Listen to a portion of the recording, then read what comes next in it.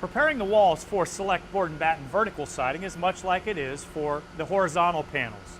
Make sure that you have a weather protective barrier system, appropriate flashings, furring strips around all windows and doors as well as outside corners, and remember, the inside corners go on prior to the siding panels. When the wall has an inside corner, it's easiest to install the panels from the inside corner out. There needs to be a 1/2 inch gap between the panels and the inside of the corner, and it's important that the panels be hung plumb. Because the 1/2 inch will be difficult to gauge when installing the first panel, I'm measuring over 2 inches from the corner and placing some trim nails as a stop for the panel prior to installing the inside corner. I just drive them in far enough that the head of the nail will ride over top of the panel. For the best overall appearance when installing board and batten siding, you'll want to end up with a balanced wall. In other words, you'll want to end up with the same distance from this batten strip to this corner as you do on the opposite corner. To achieve this, you'll want to use the following calculation. First, take a measurement of the length of the wall from inside the furring strip, or in this case, inside of the corner, to the inside of the opposite furring strip. Subtract 1 inch from the measurement. For this wall, that's 116. The panel exposure is 8 inches, so divide the number by 8. This gives you the number of panels the wall requires. In my case, it's 14 1/2 panels. Take the leftover, or in my case, 1/2 a panel, and divide that by 2. Add 3/8 of an inch to compensate for the panel lock. This gives you the width of the first panel. I've ripped my first panel down and installed it by placing it against my trim nails that I've previously installed underneath the inside corner and fastening it to the wall. You'll notice I struck a line at the bottom of this wall. That just represents the foundation line. To keep the bottom of the panels aligned straight across the wall all year round, place a nail at the top of one slot within the first 12 inches of the panels. This will keep the bottom aligned, keep the panels from sliding down, and force all the expansion and contraction to happen within that 1 inch gap at the top between the panels and the furring strip. Of course, that will be eventually covered by a trim board. We'll use this same nailing pattern for the remainder of the wall.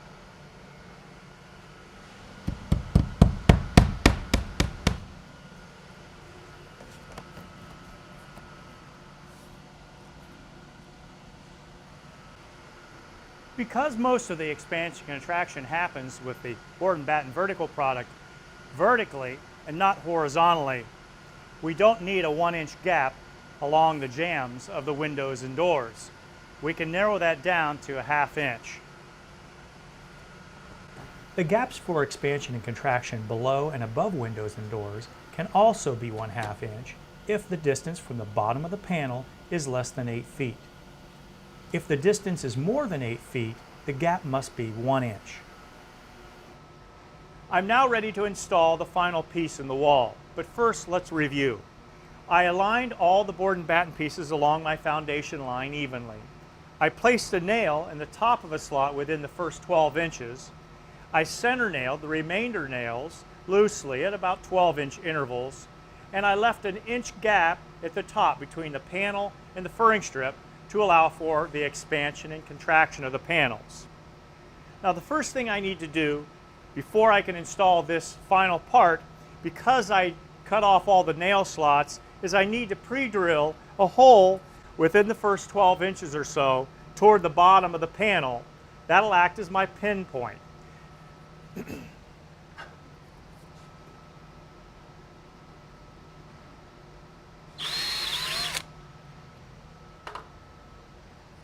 Once I've nailed this to the wall, then the remainder of the nails all the way up the wall at 12-inch intervals, I will just ride along the edge of the panel. This will hold that panel back, and of course all this gets covered by trim anyway.